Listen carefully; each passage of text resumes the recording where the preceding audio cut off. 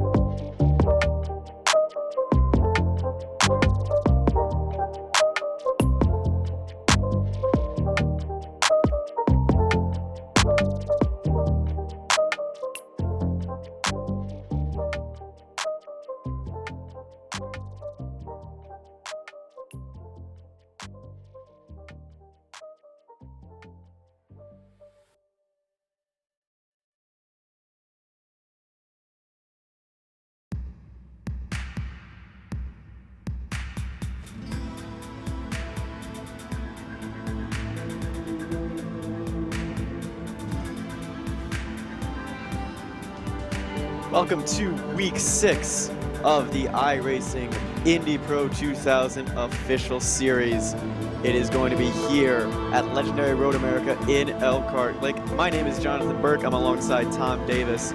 Tyler Maxon is our producer.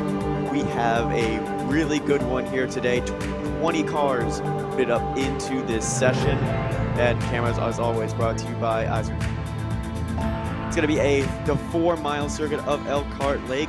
Long straightaways and tight corners should be an interesting one, to say the least. Look at that temperature, very, very hot today. We're going to see those tires get worn down fairly quickly.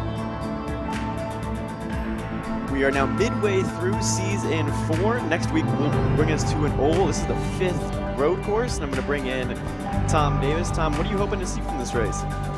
Well, good action, to put it simply. These guys never fail to disappoint, and it is a circuit that lends itself to a few bold manoeuvres, particularly turn 5, turn 1, of course, at the end of a huge straight. So plenty of overtaking, and then hopefully not too much of the action where the overtakes go wrong.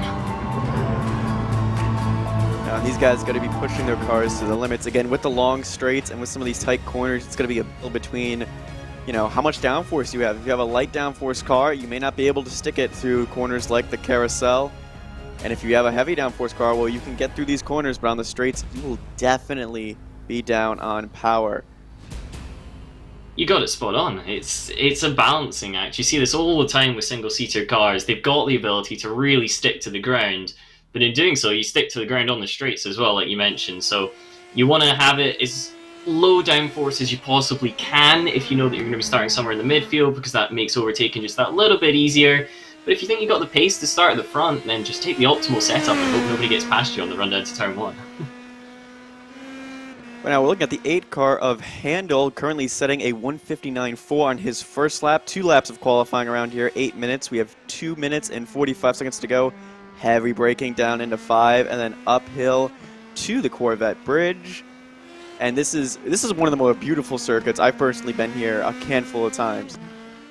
It is lovely, isn't it? It's got all the traits of a classic race circuit. You come over a crest and then back down the hill once again. Braking, really important. You don't want to lock up that inside front, as it's so easy to do in these single-seaters. And then you hit that carousel that you mentioned. This is going to be a really good indicator to see how much downforce he's running. It looks like he's running a reasonable amount, because that car is really, really stuck through both turns 9 and 10, and up to the famous kink he comes. Yeah, and past here is going to be Canada Corner, which is going to be probably another key braking zone. But with that uphill towards the last few corners, might be difficult to stick side by side. You see him go heavy braking. Fan zone right there. Bike trail actually on the right side as well. Tons of good views around this circuit. Yeah, it's another quality of all the undulation. If you get yourself on top of the hill, you're going to be able to look down into it. This final corner, really, really important. Turn it in, on the power nice and early. You can use the runoff, but as long as it doesn't destabilize the car and the curb's nice and flat, and then up this incredible hill. Power absolutely crucial. Of course, the engines in these are sealed. They come across the line. What's it for Neil's going to be? It's going to be P1. Very, very good lap from Handel. 158.8 gives him provisional pole. And according to the little forms they have up, that lap is what is known as alien fast. That is actually faster than the lap times to compare for him, as he will sit front row. Rolling starts for these cars as well, so it'll be interesting to see that rush down to turn 1. Let's look at the number 14 here. He's still on the track, one of the last ones. Bruno F. Carnot. He's set a 2-minute and 1 second time. That's only good right now for 19th. Which is ridiculous when you think about it, but he's looking pretty solid so far in this one. You just want to keep it neat and tidy with these cars as you come back up the hill once again. Don't want to push too hard in the final part of the lap, because it's very, very easy to just go a little bit too deep, touch the grass, lose all of that time that you spent so hard gaining. Again, use all the runoff. He's onto the run up the hill. There's nothing more he can do, but he will certainly be hoping for an improvement from that 19th position. Come across the line any second, and we'll see whether or not he managed it.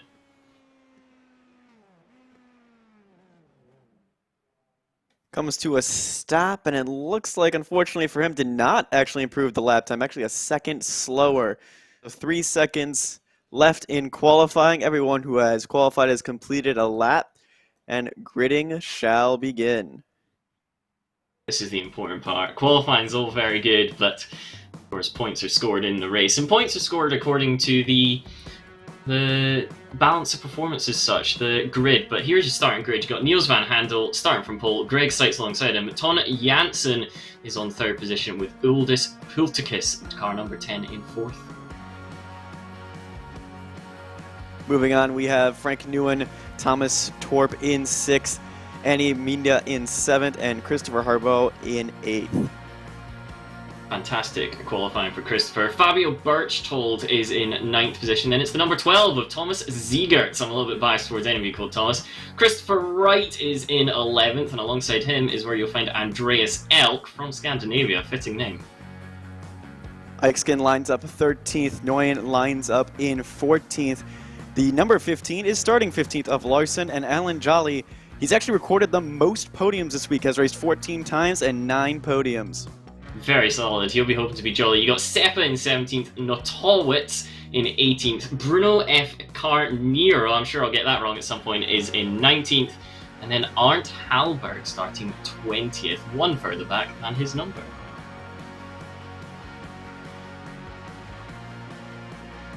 Rolling start obviously here, so the pace car is lined up down the start line, and we have to take a long 4-lap pace around. However, pace lap around. However, we get to see some of the sights of the circuit before we get underway.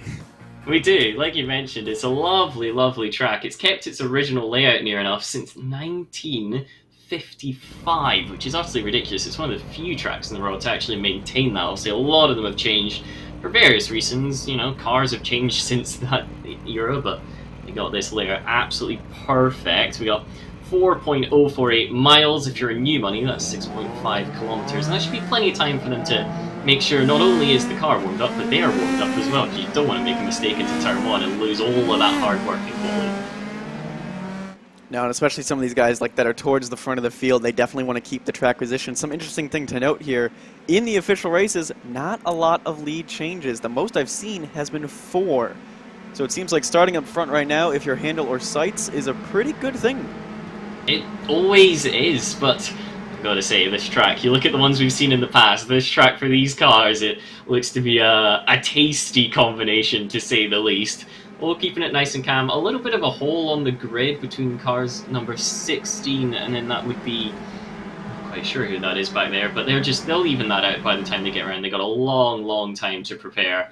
And now they come onto this back straight, and I'm sure they'll be thinking about what they're going to do into turn 5 on lap number 1, because it's so easy to get that one wrong, isn't it?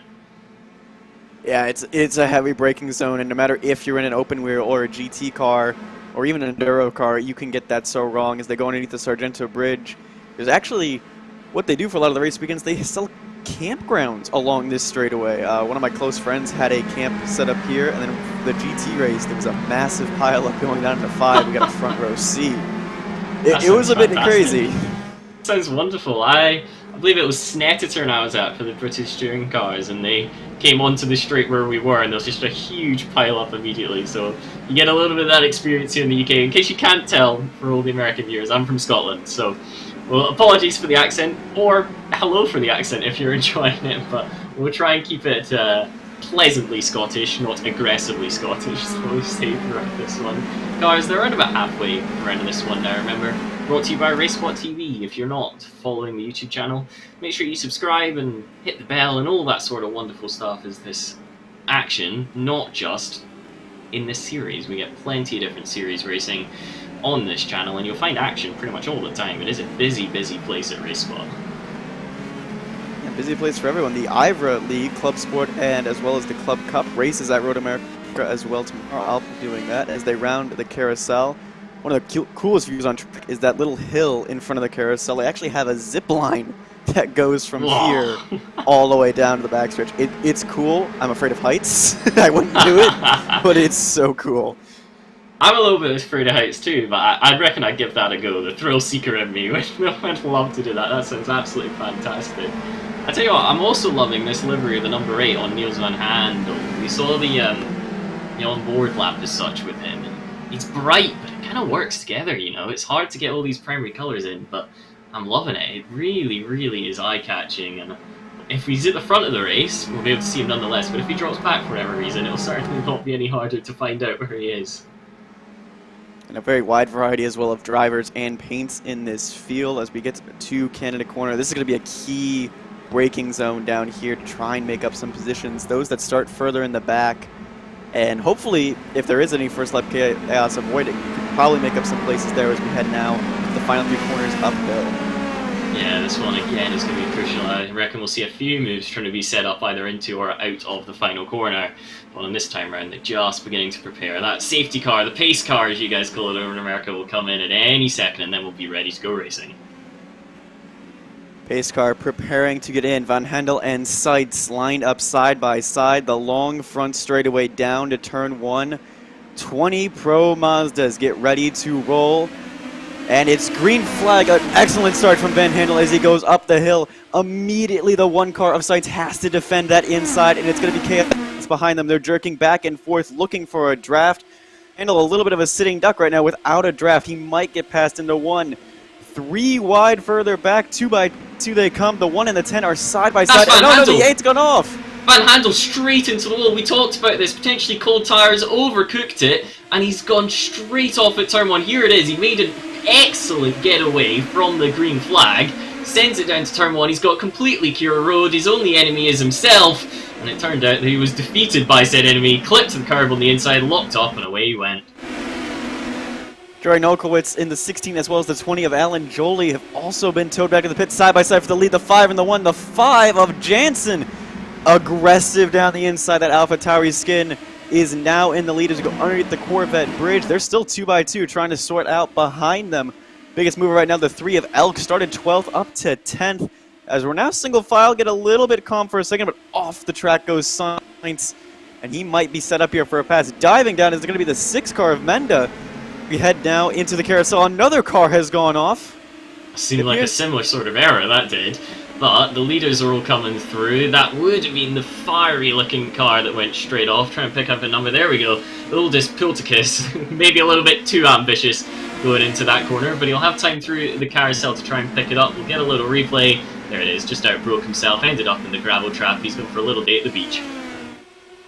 Well, kept it clean, most importantly, a side-by-side again, Jansen and Seitz. These two cannot seem to break away from each other as we head uphill through the final corners. And Seitz is going to be in a good position right here. He'll have the draft through the last corner down the front straightaway, and he won't have any pressure behind him. Torp is a little far back to go for a move down into one. You mentioned it perfectly, Seitz. We talked about having the downforce and how you want to try and put as much of it on as possible when you got a car in your tow. It's even worse on this straight. Here comes Seitz, the number one, going for position number one into turn number one. He's alongside, he's got the inside line. It should be a relatively simple move from this point. Hansen will try and fight back, but there's no space. That was a wonderfully executed maneuver. The issue is he's going to be on the outside and into turn number three, and then we got a battle going on. Thomas Zeigert's moving up the inside of the 11 car. 11 car is going to run it all the way around, however. Nguyen not wanting to be outdone, and that immediately brings Andreas Elk, the Scandinavian, back into the four-way fight for 8th position here. Thomas Zeigert's at the front of it, just managing to get away, but the draft's going to bring them back together on this tricky run into turn number 5. Is anybody going to outbreak themselves? The 18's got a fantastic run. Christopher Wright's trying to get up the inside. That was tidy as you like, and he'll be benefiting of a place. Yeah, Frank Nguyen unfortunately going backwards here down that straightaway, and he's going to have more trouble. There's a herd of cars trying to get around her. Now the 15 of Larson is next in line to try and take that 11 car on, as things have seemed to calm down for a bit. Jansen holds the lead over Seitz still. Frank Nguyen able to defend right now, as I stand corrected. Jansen is still under attack from Seitz, and Seitz is not giving up. However, we have Christopher Habors in the 2, is now right on the back of Torp. He may be looking for a podium position, as here comes Seitz down to Canada corner. He looked inside and now is going to go to the outside the long way around Canada. Not sure if that's going to be recommended. Trees, unfortunately, the way. A little bit of contact. The one goes wide, and it was close heading down to the corner, as now Torp and Harbo get onto the inside and get around the stricken 1 car. Hopefully no damage on either of those machines.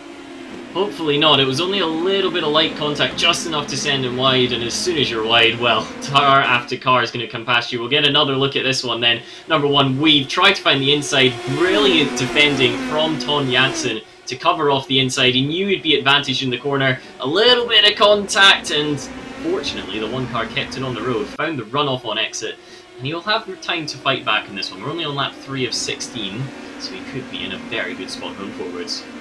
Amadima is right behind him, however, and maybe that 1 car does have a little bit of damage, or maybe like overcooked the tires as well, because he's not been able to keep up with the 2 of Harbour, and it goes off into the grass a little bit for good measure there.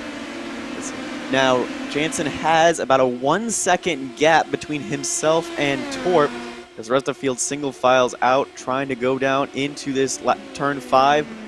Harbo defending the inside from Torp as he takes the position away, and now he will set his sights on Jansen. Wide goes the 12, the 12 and the 18 here. Zeiger and Wright fighting as they go underneath the Corvette bridge. The 18 wisely backs out of that one. You gotta be smart there. It's not worth risking the entire race with most of it still to go. You knew that was the correct call, and you'll get another chance. A good run through the carousel, and you could easily be back in the fight by the time we get back to Canada corner once again. At the moment, just choosing to keep the powder dry, make sure that he's still got a car to fight with. Yeah, and you don't want to be making any moves, especially very, very early, going down into corners that could take out you or your rivals. You do want to keep that car clean. No pit stops either here, as we have plenty of fuel, as now the 6 of Mendena is going on the outside of Seitz into Canada. We've seen this story before, unfortunately, and the 6 able to clear the 1 as they go through Canada corner. So the 1 slipping further and further behind. I'm not sure he will be able to recover from that collision. The 1 looks slow on the straight. That move was done before they even got to the braking zone, so maybe something's just a little bit out of line. Maybe he's having to steer on the straights to make sure that he goes in a straight line, and all of that would just be a little bit compromised. And that steering wheel doesn't pretty straight. It's wobbling around, but of course that happens when you've got force feedback.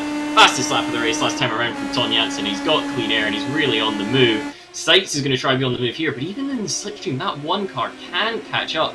It might even just be a case that he's running a lot of downforce, and now that he's in traffic, he doesn't have anywhere to use that corner speed.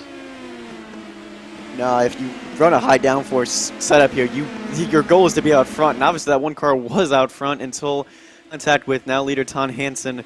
As we head down the back straightaway again, we'll see if Torp and Harbo continue to go back and forth for the second position. But the more and more they unfortunately fight for second, the farther and farther away Hansen will become. The further Janssen is going to become, and here comes the move. Seitz has suddenly gone from attacking to defending. Birchtold actually got a nose in front for a second in the braking zone. Wisely decides to back him out of it. They'll come up the crest, and then little lift on the steering as the rear goes all floaty. More battling further down the pack. That's the number 9 of Iskesen, coming under pressure from Thomas Zeiger. So they'll still be fighting. Tricky braking zone, as we mentioned during qualifying at turn 8. So already seen cars go off here in the race. Kick up the dirt, make sure that nobody's got a clean visor by the end of this one, and into the carousel. So difficult to follow because the aero wash, we talk about it in F1, but anywhere where you have front and rear wings is going to have some degree of impact. The benefit, however, is that he'll have the slipstream down the straight towards the Canada curve. He's so close as they come through the kink, isn't he? Yeah, he's looking for as much slipstream as possible. He couldn't really follow in the carousel, but now he's going to go down into the inside of Canada corner. Zeiger deep on the brakes will take the position away from the number 9. And now the elk of 3 and Nguyen, as we have a car off on the side there. Not sure who that was at the moment. Looks like the two. Oh, that was our second place runner, actually, of Christopher Harbo. What has happened to the 2 car? No, a lot of visible damage. We're going to replay here. He comes in towards Canada corner. Everything looks as if it's being pretty simple, and he's just gone deep. He's just gone deep. Rear wheel touches the curb. The moment you lose the rear, you're going to lose it all, and around he goes, simple as you like. Now, Christoph is fought with a tight battle. Car number 15, this is for 12th position. He's 10 places back from where he was. That's not the best of starts, but as we mentioned, there's still time. He could work together with this car, have a little slipstream up towards the battle pack ahead. And the thing is also, we didn't get to see if he barely clipped the tire wall there. I don't think he did. I think he barely saved it as we look at the one car trying to make up spots again on the 6. Not really going anywhere. Sainz is seemingly stuck between these 2 yellow cars right here, the 6 and the 13. Bartfeld and Menda as they try now. That's a fight for a podium position as we have the 10 go back around 11. Funkas and Nguyen, these 2 seemingly cannot get away from each other right now. No, they're locked in a battle, aren't they? Nobody's going to give way. These guys don't care what position they're battling for. It's all about pride in some situations. Just a little bit deep on the brakes from the car number 11. Can't carry the speed through into the carousel. Will have a chance to catch up, of course, due to the slipstream and everybody ahead of them battling for the same piece of tarmac.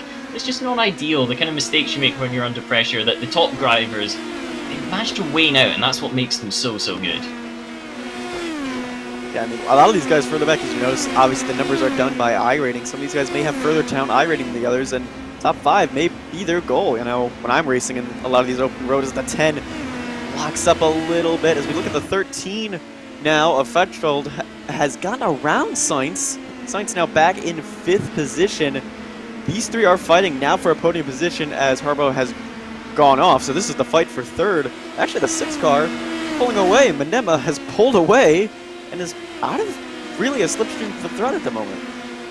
Fantastic job to actually break that slipstream. Seitz is going to fight back potentially, has a little look, but again, in the slipstream, just doesn't have the speed to get alongside. Something has been made a mistake. Maybe it was simply that contact that stopped the car working in a straight line for whatever reason. Could even just be confidence, maybe not happy to run as much speed out the corner. The car's rear end was coming around there, so potentially it's burned up the tyres, which might be costing extra speed. In this part of the battle, however, we get to see a few trees and then they emerge out of the other side. Andreas Elk is in the red and white car, closing in on Uldis Patukas. I'm going to get that one wrong for the next however many weeks, I can guarantee. You'll have a little look to show to the mirrors, make sure that instead of it being green and tarmac in the back of the number 10 car, it's full of red and white. Just apply the pressure and everybody closes up through turn number 5. Little lift into 6, turn it in, hook the wheel on the curb. These guys almost seem to be in reverse pace order at the moment, which is what we love to see on the commentary side of things. downhill braking. Sights actually dropping away from the two yellow cars now. And he'll be under pressure from Christopher Wright, who's having a fantastic drive before too long. He's actually the lowest rated driver still running in the field. Unfortunately, we have lost Halbor, Alan Jolly, and Jerry Milkowitz. I think that's commentator's curse on my part for Alan Jolly. I mentioned he had 9 podiums, and unfortunately, that will not, a podium will not happen here. The 18 is now closing up at the back of the 10 car, very, very aggressive, looking outside the 13 as they head down this backstretch, or the 12, excuse me, they were very similar. They head down the straight into Canada. It's going to be braver on the brakes. Looks like the 10 of Putkus is braver on the brakes over Zeiger. Another position for the 10 car. That was, again, a very, very nice maneuver being pulled off there.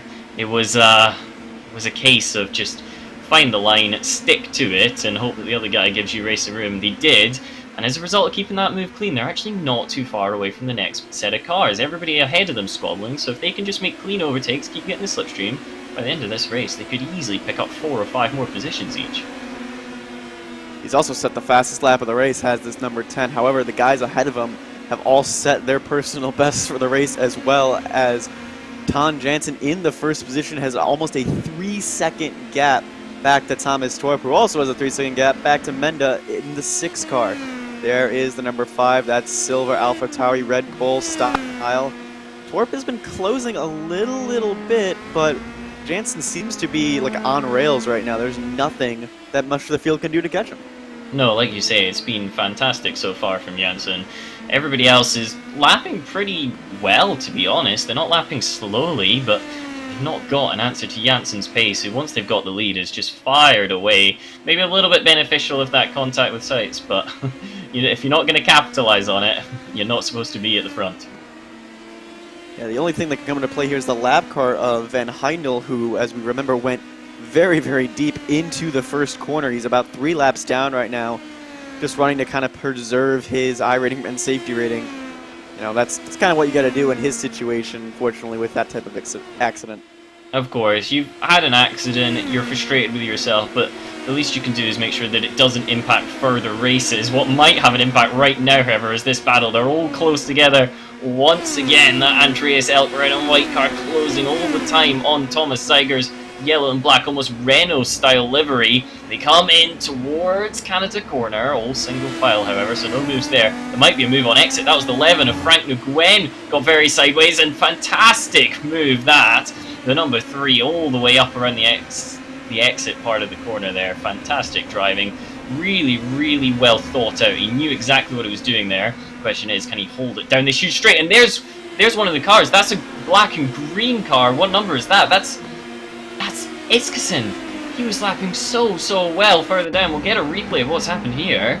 He's come out. Is it just going to be a simple run wide? It honestly might be. And there might even be a little bit of contact potentially. Lapping very well. Comes into the final corner. What's going to happen here? Is there a tap? No tap. Runs it up on the curve. Carries a bit too much speed, and on the grass that was completely unforced. And you'll be regretting that one as well, I reckon. Yeah, just went for a little bit of a lawn mowing job into the last corner. And he was lapping very, very well in that upper half of the field, but now is slipped back to 12th place as we look. 2 yellow cars right here, Menda and Berchtold. Berchtold is trying to fight hard for this podium position. Menda's not been able to put much of a dent into Thomas Torp, and this is going to be this is probably going to be the biggest fight on the racetrack right now, is for this final podium spot. And it really matters, like you said, final spot on the rostrum, this is going to be absolutely crucial. Medema's got those red alloys, the purples are of Fabio Berchtold. Single file through that one, and then you've got to expect that they're not going to try anything through the carousel. It's all about the exit. Set it up, get a good run through the kink, through Kettle Bottoms and in towards Canada corner is going to be your opportunity at this move. Maybe just a little bit too far back. That was nice driving from Medema to open up a little bit of space, and if they can just cover the inside, I don't think there's going to be a move on this time around. Say that, they're getting closer and closer all the time. I got a little bit worried for a moment, but no, I was right in the end. Stays away from the back of them, runs a little bit deep, but does manage to carry the speed, and this battle is still raging. That's the 12 of Zeiger back through on Andreas Elk. Frank Nguyen's not done yet either. We ride on board with Zeiger's looking back at the other two that he is fighting. Andreas Elk's been really, really strong on mid-corner speed. You can see how tidy that red and white car looks. but in actual fact is not going any quicker through that corner, so no matter how tidy it is, you've got to wait and hope that you're just being a little bit nicer on the tyres coming into this one. And Zyger unfortunately got past that last time due to being very, very aggressive on the brakes going into Canada. I'm wondering if his brake bias is set very, very high and that he needs to be a lot more aggressive. As we see the 8 car of Van Heidel, who's several laps down, going for a little bit of a lawn mowing excursion down into turn 1 as, the 12 is gone and, the 12 is back. Elk is going to try and set up a move. Nguyen, as they head down this back straightaway, is it worth it right now for the 11 to try something dangerous? We're a little over halfway. Nguyen looks to the inside of Elk as we head to turn 5, the heaviest braking zone on the circuit. Who's going to be braver on the brakes? It's going to be Elk. Not much Nguyen can do. And Elk is doing a fantastic job maintaining these gaps and being aggressive still. That was brilliant defending. Just put it on the middle of the road. Said, if you want the gap, you can go for it, but you're going to have to be aggressive. And simply Nguyen wasn't willing to risk that much. So brilliant driving, brilliant understanding of the situation from Andreas Elk.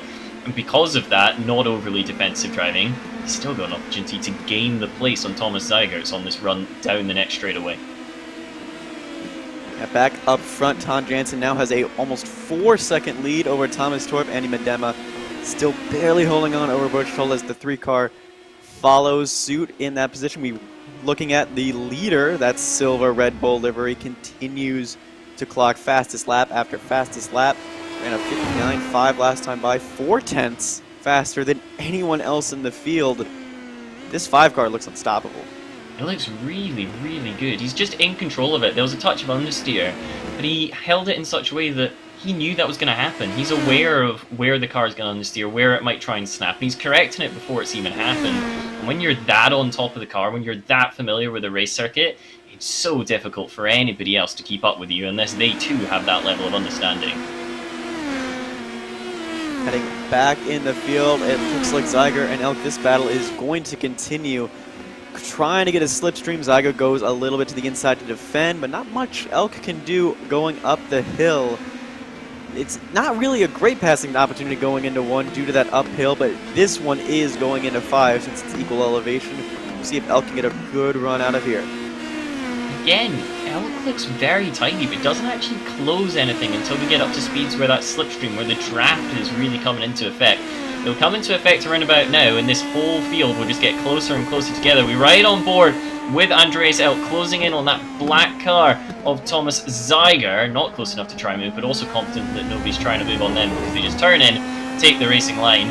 Maybe a little bit of a touch, and we've got these 2 similar liveried cars. That is the number 9 of Isakin fighting off Larson. So Larson is the rear of these 2 cars, the number 15. These very close. And then we got this battle as well up near the front of the field between the 2 yellow Renault looking cars. The number 13 is Bert Scholl. Remember, he's trying to get past Anne Medema. Not quite close enough, you wouldn't think, coming out the carousel. So we'll have to play the long game. And you can see that Sykes is still there in 6th. Did lose out to Christopher Wright, but hasn't dropped away from this battle so much. It's not a drastic loss of pace from Sykes, just a little bit here, a little bit there. The 2 yellow cars are going to get closer and closer once again, but no move available, despite a little look to the inside from the 13. Early turn in, supply the pressure, show that you're there, and you never know, maybe a mistake will come.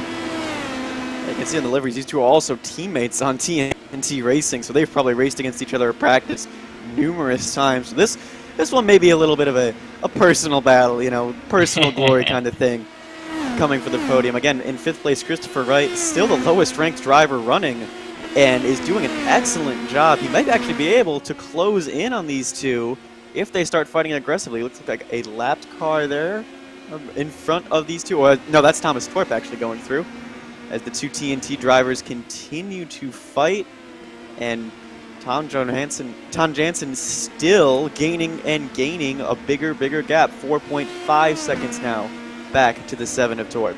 He was 0.8 of a second quicker on that last lap than Torp. This is dominant pace, to put it simply. This battle, however, that's Andreas Elk. We'll get a small replay. There's been some sort of action there. Elk's coming down that main pit straight, close to the car number 12 as we expected. That's Thomas Zygerts. What happens to Zygerts? Because he's disappeared from the timing screens. Oh, it's the same as we've seen time and time again. Runs off onto the dirt. Huge contact with the wall, and that's why we can't see him on the timing screens, because he's not on the race. The car's in 3 different pieces.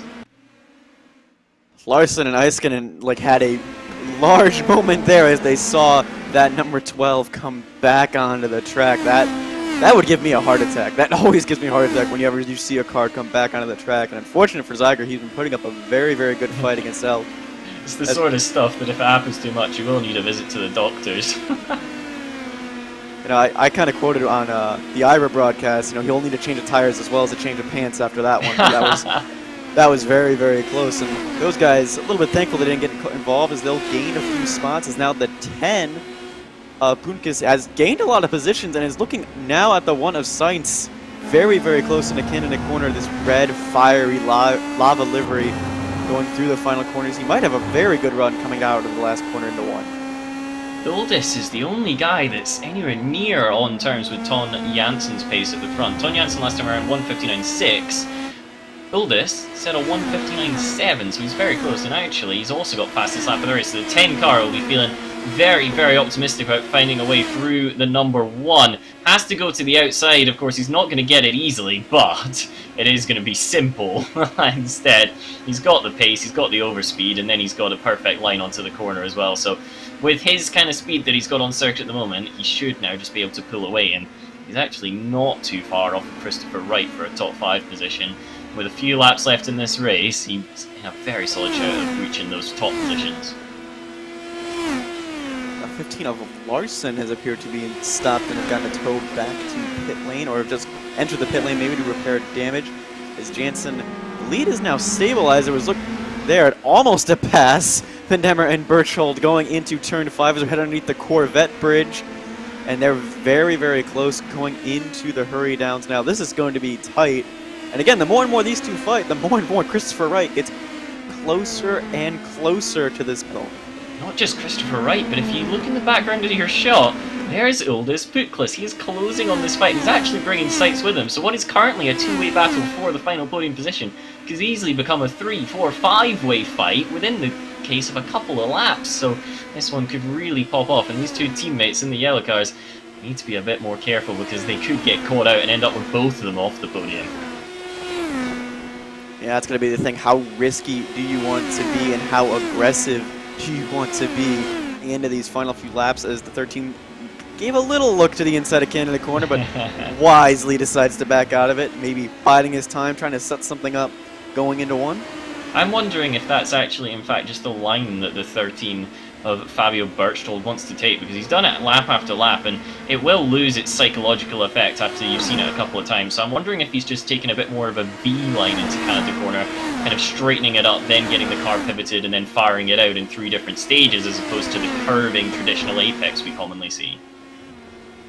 Pendema has been moving back and forth, trying desperately to break the draft of Berchtold, and again, the more and more these two fight, the more and more they back him up into more competitors, and the farther away Torp becomes.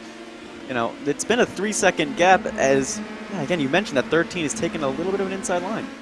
Yeah, and Putkless was very, very close. He was about half a second quicker on that last lap. He's going to be there momentarily. There's a chance that they could try to start slingshotting each other, these two, but not really playing ball because the number 6 is still covering the inside line into that one. It doesn't look like there's any number of team orders because now that Christopher Wright car is right there. This is now a 3-way fight. If any of these guys run wide, they're going to lose 2 positions at least. And they come through in towards this tricky part of the circuit. Downhill braking into turn number 8. This is hurry downs because you need to hurry up when you got another guy coming up to catch you.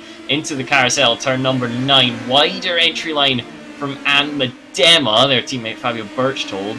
Maybe choosing to be a little bit kinder to the tyres, knowing that they've got another car coming and they might need that braking power, that stopping force come the end of the straight. And the other thing too is, I mentioned at the beginning of the broadcast, it is a very hot day in this sim world. How well conserved are some of these tires? How much grip can you still get towards the end? Is now closer and closer they come to Canada. 13 Berchtold holding position right now, but Wright has been faster, and Wright is on the gearbox of the 13 of Berchtold. It's a 3-way fight now, and you mentioned Pumklis has been closing, and he may be able to snag a podium away from this. Pumklis was 0.6 of a second faster than you guys last time around now. He just keeps on getting quicker relative to them because they keep on fighting more and more. Now, Christopher Wright, we're right on board. He's got a double toe down this huge long pit straight. For me, this is one of the iconic parts of Road America. Never been to it myself, but having experienced it in the sim world, this is what it's all about. Breaking into turn number 1. Can you get a run through that car in the middle of the pack? He's just taking a little bit of a tighter line, just covering it off, discouraging the move. And the 18 will have to wait. He's not going to have an opportunity into the 3rd corner, but he might into the 5th one. He's got a fantastic run out, weaving around as the 6th because he knows he's under pressure.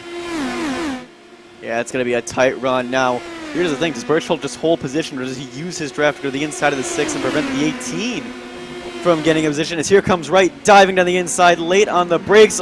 The 13 overcooks and has run wide right into 4th. Birchhold now into 5th. And now Uklis and Sainz are now in position to gain more positions as well. The two teammates sandwiching Wright, who's now in 4th. And this 18 is looking on pace for a podium. Yeah, positions 3 all the way through to 7 now, very, very evenly spaced. And Medema doesn't have the teammate behind anymore, so the moves might be a little bit more aggressive. They're going to be less conservative because there's just less risk for Christopher Wright to try something like that, because he knows that it's a proper fight. This is going to be a scrap on the run down to Canada Corner, not to mention the fact that the 13 of Birchhold is already under pressure from oldest Pumklis. Pumklis doesn't want to be held up, so we got 2 battles going on as they try and get onto that final spot on the rostrum. Pumklis is looking inside. He now has to duck back to the outside of Birchhold to go side by side into Canada Corner. All the way around, surely not. What a move! Pumklis doesn't care about the rules. They make their own one up into a fantastic 5th position. It was relatively clean as well. Maybe lost a bit of time, obviously, having to go around the long way, but carried the speed and has now got a chance to close up as these top 3 and 4 cars, they're going to be fighting it out, which obviously is going to lose them even more time to the quick car of number 10. And that was a Daniel Ricciardo lick the stamp and send it-esque move down into Canada. Very, very brave and very trusting as well of Birchhold not to run into each other or run each other off track. I did mention the Indy Lights community is a very, very good community. They even have their own Discord, and I wouldn't be surprised if there's a bit of banter going on in there right now as we have 2 laps to go. Jansen now has a 5-second lead. He keeps extending it every lap over Thomas Torp, who's running a lonely 2nd place right now. Medema 4 seconds off of him. But the fight is for the final podium position. Wright and Medema are side by side as they're heading into this corner. Right, the long way around. Medema has good acceleration as we head to the Corvette Bridge. They're still side by side into hurry downs. This is not a place you want to be side by side, and Medema knows it, backs out right onto the podium. Medema's still got a chance at this one, however. Got a much better run due to not having to run it up on the curbs. We'll have the slipstream, and there was definitely contact there. Medema's teammate, that's Birchhold, dropping down the order. There was some sort of contact that might have involved, actually, the car of Pumklis, who's doing so well, because certainly Seitz is past them both. Here we go, down the hill, braking into the 5th corner of the circuit. There's a little tap. That's enough to get them both wide. Seitz says, thank you very much, I'm past 1. Is there going to be another bit of contact here? Surely not. That looked as if there might have been a touch on the rear, and around goes the 13 car. I tell you what, they will not be happy about that. See it from another angle. Seitz coming up. They're on board with the car that we think there might have been contact with. They come into this tricky one. I'm not actually sure there was. Might have just lost it completely of their own accord there. There was very little contact, if any. Just trying to push the speed was Birchhold and paid the price. Pumklis has unfortunately fallen back now to 7th position. He's been running so well and running very, very aggressively. Wondering if he has any damage on his front wing from clipping the rear of that other car, as now we head to the final lap. This is for the final podium position. Jansen is about 9 seconds up the road, that number 5. Torp is about 4 seconds up the road. It's going to be a battle. Medema has the draft as they head down the Briggs and Stratton Bridge, going into turn 3. Looks like we're all going to be neat and tidy right now as we head down this back straight. The Sargento Bridge, fans, virtual fans of course, all alongside waiting to see who's going to take this final podium spot. And Medema's got a chance of this one. Fantastic run onto the back, almost straight. Got a brilliant draft, a fantastic slipstream. Pulls to the outside at turn number 5. Won't get the move done there, but 18's gone defensive. That'll compromise the exit speed. Surely they're not going to go side by side up the hill into 6. Going to give it a go is the car number 6, but not available there. 18 defensive once again. Compromises the exit speed into turn number 7, but once again has the inside line, so no move available for Anne. Not going to be close enough into turn 8, so it'll all be about the run into Canada corner. It's right underneath the Quad Q bridge, formerly the Johnsonville Bridge. Makes me a little sad that the Johnsonville Bridge is no longer here, but right, having that very inside in the carousel, a very wide line, he's going to be setting something up into Canada corner. Again, this is for the final podium place. Jansen is about 10 seconds up the road. Thomas Torp is in second. We ride on board Medema as we head into Canada corner. I don't think he's going to be very close into here. It's going to be very, very brave on the brakes for this number 6. He's going to be brave, and it's not going to be brave enough, unfortunately. Christopher went defensive, though. Christopher covered the inside lane. That's opened up an opportunity, because Anne's carried so much more speed into this final sector. Runs it up on the curb, though, so that compromises the exit. If they want this one, it's going to have to be on a drag to the line. Fantastic race from Ton Jansen, though. Dominated once they hit the front. Fastest guy on track almost every single time around. Position 2, Thomas Torp. This run to the line, it's going to be Christopher Wright who takes it. Brilliant defensive driving on that last lap, and Medema will be happy to settle for 4th, and Greg Sykes runs out your top 5. Elk and Eiskin come across the line. Putkus, who had been very aggressive and very good with his moves, unfortunately comes home in 9th. Birchhold, with that little bit of an incident, comes home 10th. The Seppa 4 car, we haven't really mentioned him, comes home 11th. Harbo in the 2 is going to slowly make his way to the line after earlier collision. And that should round up this race. This is going to be the end of the halfway point. The second half of the season for the Indy Lights series is still underway. Next week they'll be at Gateway. No broadcast, unfortunately, but we'll be back at Interlagos for round 8. For Jonathan Burke, Tom Davis, and of course our amazing producer Tyler Maxson, as well as the track cams provided to us by TV22. This has been an amazing race. And what was your big takeaway, Tom? Big takeaway?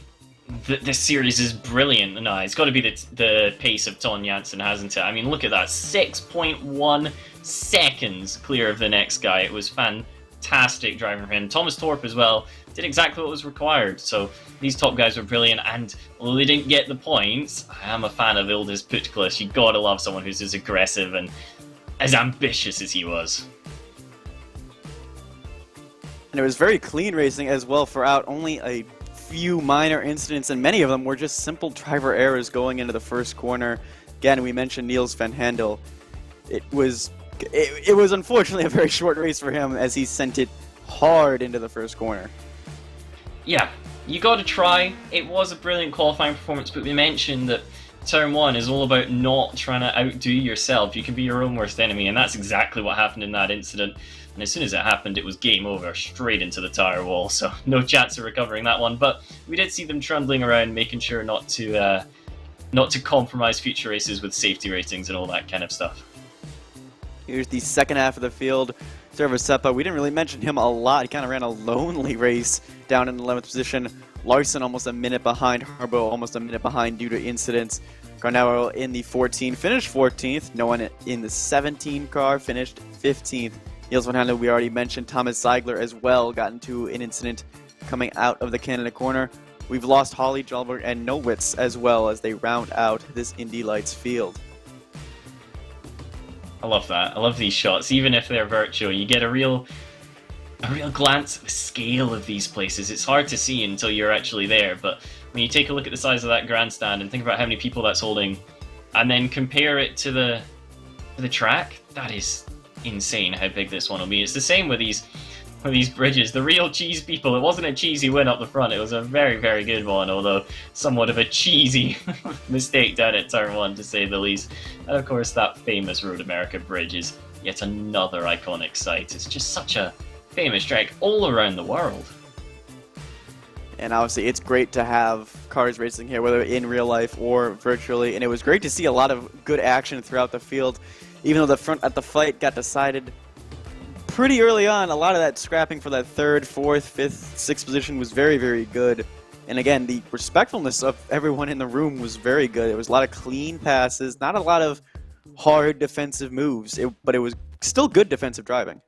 Tell you what, when I saw Putcliffe go around the outside when they were trying it in the mid-corner, I was like, surely he's just going to get pushed up. Surely it's going to end up with somebody on the grass or spearing themselves into the wall, maybe in both of them. But, as you say, very respectful driving. These drivers, they know each other clearly. It's not a case of it's the first time racing against each other. They know the other guy's characteristics. They know whether or not they're going to defend hard. And as such, it just creates even better racing for us to watch. So your winner here is Ton Jensen. He's actually currently the lead championship scorer in our series for the Indy Lights Pro. I'm Jonathan Burke. Thomas Davis alongside me. Tyler Maxson, of course, helping us produce. As always, TrackCams22.com providing us with these beautiful shots of such a beautiful circuit. Again, we won't see you next week at Gateway. That's just going to be an oval race. We're going to be broadcasting the second split from Interlagos for Week 8. Thanks again for watching, and we'll see you guys next time.